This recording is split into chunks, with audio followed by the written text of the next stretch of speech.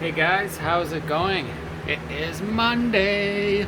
That means I'm going to talk about what's been going on this week, last week I guess, what I have going on as far as mining goes and the business and moving forward and that sort of thing. I'll just start out with some pretty images of some rigs here, and then I'm going to jump on the computer, chat about it, and just kind of search some websites. So, what do I have on the go right now? I have not, well, maybe a few little purchases here and there, but my card count is sitting at 96 cards right now. I am talking with somebody to get, what does he have, 33 cards I think it is.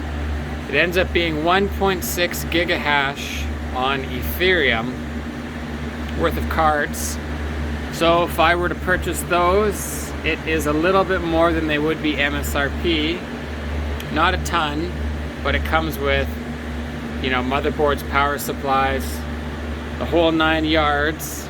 Plus, that's 33 non-LHR cards that I get all at once. So there's that whole time factor involved where I don't need to run around trying to find these cards individually. I can get a whole bunch all at once. So that's worth a little bit to me as well. So I came up with a number for those cards that I thought was just the card value, and then I'm going to adjust that for what my time value is for being able to get those cards all at once in order to make sense of offering him a little bit more money.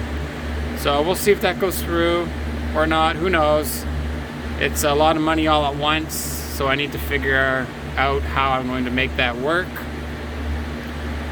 However, if I get that done, that adds about 1 Ethereum per month in revenue coming in.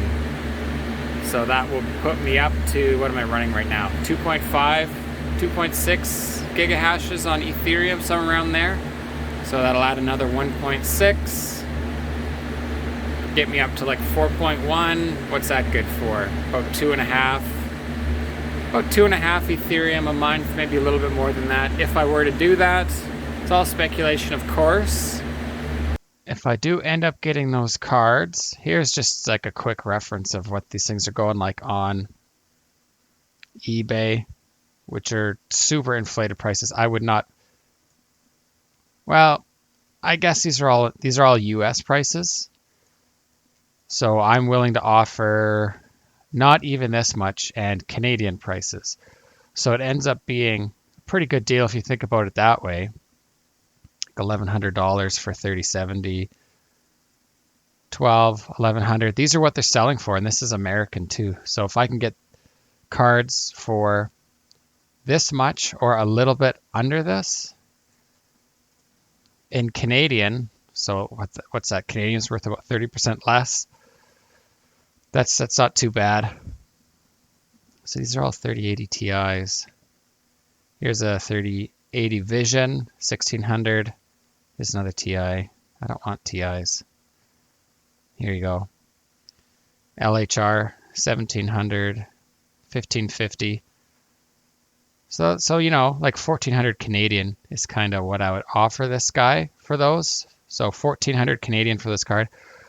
I can get a few of these a week in a store, which are LHR for about, they're after taxes and everything, they're about $1,250 Canadian. So that's pretty cheap compared to these eBay prices. This is nuts. So that's equal to like $1,000 American probably I'm picking these things up for, but they're LHR. So these other ones, if I offer the guy about 12 or 1300 Canadian for non-LHR ones, it's not terrible. A little bit over what I would pay in the store, but like I said, I'd be getting 30 odd cards in one go rather than driving all over the city hundreds of kilometers and spending entire days to pick up 2 or 3 cards. Like there's a lot, if you consider that whole time factor. That's worth something. And then back to my cards that I might be selling here. 1070s. I'm just checking some prices here, what they're going for. So there you go, $360 American, 400, 340, 400. That's a TI. These are Founders Edition 420. So, you know, they're going around that 350 to 400 plus dollar range US. I've got, I don't know, 10 of those to sell, so that could raise some capital to buy some new cards as well. I got a couple of these 1080 Ti's, so 700, 600, 660, 620. So they're going for, so this is US as well. So if you consider all the eBay fees and everything, we'll just do like a straight swap to Canadian.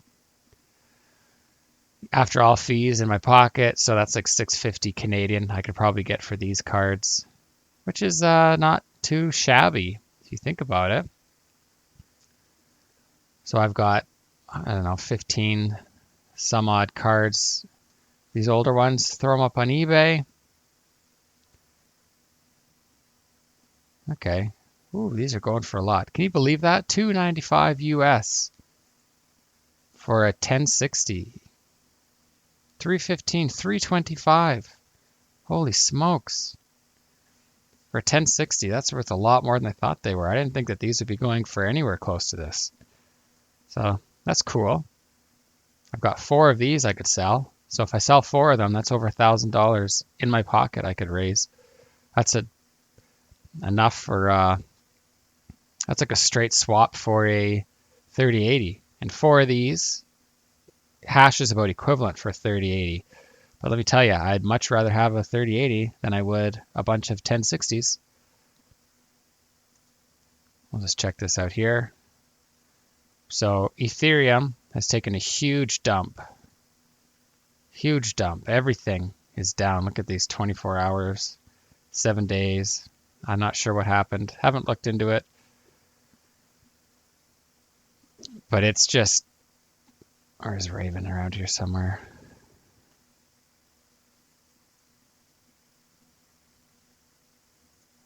Let's check this out. Here you go. Ethereum. Look at this. Look at this dive. Look at how low it went here. Big dive. Come to think of it, I think the last Monday when I did a video, it also dived and then came right back up. So not too worried about it, but it's always sad to see these. Oh, wow. Look at that sad little drop here on Raven. So these are still the big things I'm mining. Raven and Ethereum. I'm split half and half as far as income goes. I have a little bit more computing power on Raven right now than I do on Ethereum.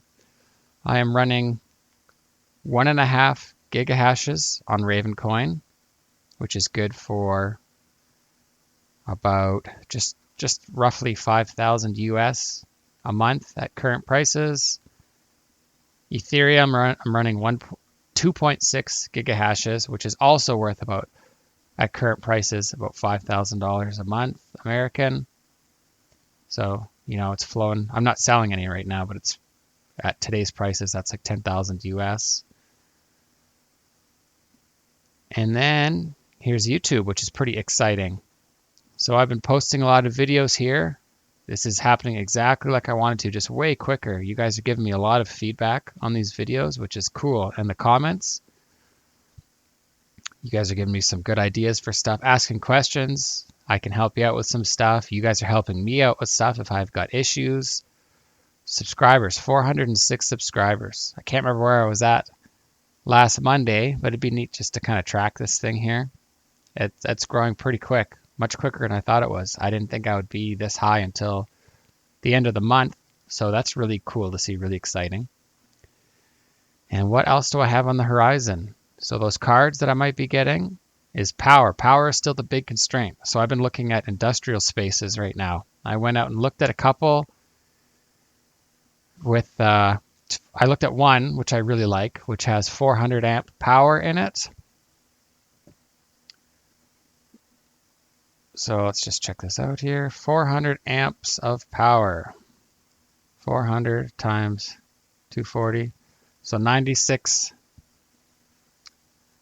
That'll be 96 kilowatts, basically, that it could run, which puts me a lot higher than where I am right now. I've got So we'll just say we'll fit it with 80 minus what I'm running right now, like 13. So that's like, if I do get something like that, and I move all my computers over there, I've got like 67 kilowatts of headroom in that location, which is a lot of room for growth for now.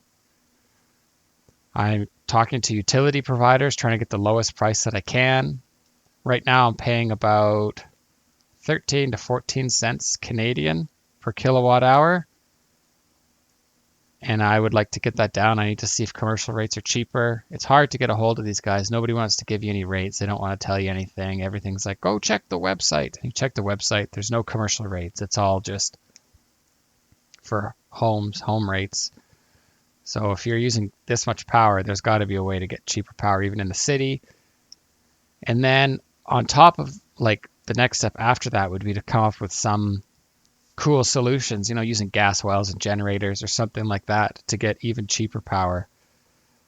Because you need to get that power as cheap as possible when you start getting a big farm. Be nice to get in contact with some other guys who are running huge mines like this right here, not your normal miner. This guy's got a massive mine. Let's see here. He's got 6 megawatt. So I'm talking about building like 90 kilowatts right now. My next step. This guy's got 6 megawatts. So I'm not sure how to get in touch with people like this, but this is where I want to head. So it'd be great to build out my connections with people like this and figure out how they do this, basically move to the next step, what they're doing for power, space, all that stuff, and then just start growing. Because if you don't start now, like, every single day moving towards this stuff, a year is going to go by, 2 years is going to go by, and you're going to be kicking yourself for not having done this. So I love doing this. I feel like I finally have something that I absolutely love doing day in, day out, and I need to just take advantage of this and keep building on this momentum. So that's all I got going for now. 406 subs, that's pretty cool. It'd be nice to start to get this over 1,000 anyways. My original goal for 1,000 was the end of October. Looks like I'm going to hit that a lot sooner. We'll see where I can take this. It'll be neat too when I get commercial space. You guys are going to be in on the ground floor watching a mine build from scratch, essentially. I'm going to go from a home miner to building this thing as big as I absolutely possibly can. And I'm going to document the whole thing, throw it all up on YouTube. Hopefully somebody finds that interesting. So thanks for watching. This was my volume 2 of Monday Crypto Talk, and I look forward to doing volume 50 something well into next year. Thanks, guys. We'll talk to you later.